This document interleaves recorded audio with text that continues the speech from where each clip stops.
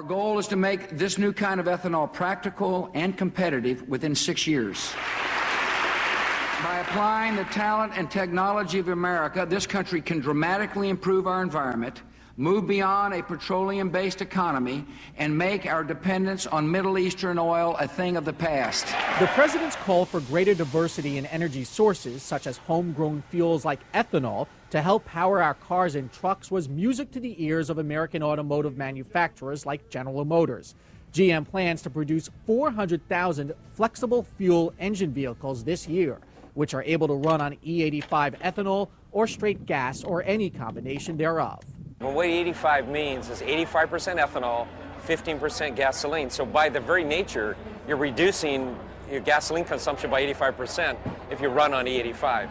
But what's also exciting is ethanol is a renewable resource. So unlike petroleum, it grows back every year. Most of the flex fuel vehicles GM and other manufacturers make are trucks. So to build awareness, GM sponsored the recent Flex Fuel 250, a NASCAR truck series race at Daytona.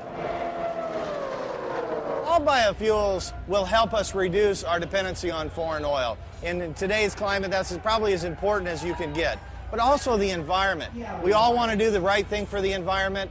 Biofuels, E85 in particular, reduce CO2 emissions, reduce particulate matter, and just an overall healthier package for this country. Several years ago, the country of Brazil decided that it wanted to be energy independent and aggressively promoted the use of ethanol over petroleum. Now, as a world leader in ethanol production and consumption, 90% of Brazilian service stations offer ethanol. Brent Dewar spent many years working in Brazil for General Motors and says that nearly 90% of the vehicles they currently sell there have ethanol or gas-compatible flexible fuel engines. When I was in Brazil, the principal source was sugarcane alcohol because their principal crop was sugarcane. In this country, it currently is corn, but it could be potatoes or switch grasses.